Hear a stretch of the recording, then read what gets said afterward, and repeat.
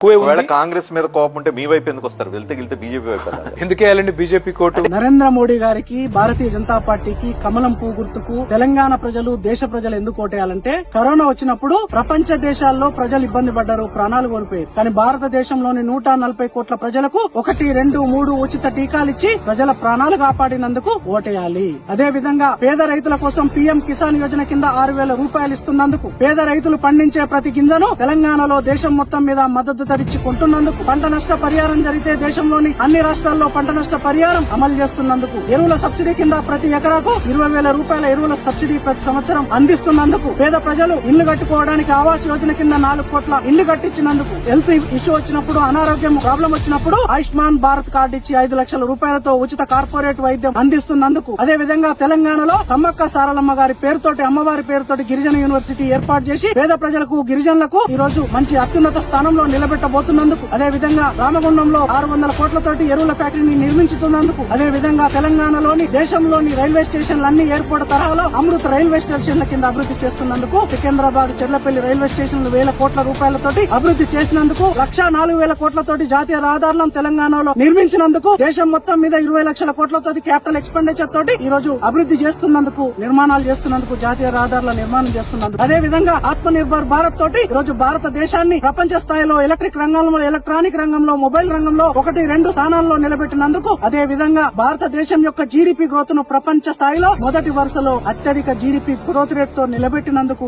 Inflation ను ప్రపంచ దేశాలన్నీ కంట్రోల్ చేయలేకపోతా ఉంటే భారతదేశం ఆర్బీఐ ఏదైతే రిస్ట్రిక్ట్ చేసిన 4% ఇన్ఫ్లేషన్ రేట్ ఉందో దాని కంట్రోల్ లోకి తీసుకొచ్చినందుకు, అదే విధంగా అన్ఎంప్లాయ్మెంట్ రేటు 75 ఏళ్లలో అతి తక్కువ అన్ఎంప్లాయ్మెంట్ రేటు తీసుకొచ్చినందుకు, అదే విధంగా భారతదేశంలోని 25 కోట్ల మంది పేద ప్రజలను ఈ రోజు పేదరికం నుంచి ఇల్లు కట్టించి, ఆయుష్మాన్ భారత్ కార్డు ఇచ్చి, వారికి ఉచితంగా బియ్యం ఇచ్చి, కరోనా అప్పటి నుంచి ఇప్పటి వరకు ఉచిత బియ్యాన్ని అందించి, ఉచిత దేశాన్ని అందించి వాళ్ళని పేదరికం నుంచి బయటికి తీసుకొచ్చినందుకు, మరొకసారి భారతీయ జనతా పార్టీ గెలిస్తే 5వ స్థానంలో ఉన్న ఆర్థిక వ్యవస్థను 3వ ప్రపంచ స్థానంలో నిలబెడతాడు. కాబట్టి దానికోసం 2047 కల్లా వికసిత భారత్ నిర్మాణం జరగాలి, భారతదేశం అభివృద్ధి చెందిన దేశంగా ఆవిర్భవించాలి. కాబట్టి దానికోసం భారతీయ జనతా పార్టీకి, నరేంద్ర మోడీ గారికి కమలం పువ్వు గుర్తుకు ఓటేయాలి. తెలంగాణలోని, భారతదేశంలోని ప్రజలు అయోధ్యలో రామ జన్మభూమి నిర్మించిన నరేంద్ర మోడీ గారికి కమలం పువ్వు గుర్తుకే ఓటేస్తామని చెప్పి దేశ ప్రజలు, తెలంగాణ ప్రజలందరూ నిర్ణయించుకున్నారు. కాబట్టి తెలంగాణలో అత్యధిక సీట్లు గెలవబోయేది భారతీయ జనతా పార్టీ. ఈసారి 400 బార్ తోటి 400 సీట్లతోటి పార్లమెంట్ లో కూర్చోబోయేది, మరొకసారి ప్రధానమంత్రి అయ్యేది కూడా భారతీయ జనతా పార్టీ నాయకుడు నరేంద్ర మోడీ గారు అని చెప్పి దేశ ప్రజలందరూ నమ్ముతా ఉన్నారు. కేటీఆర్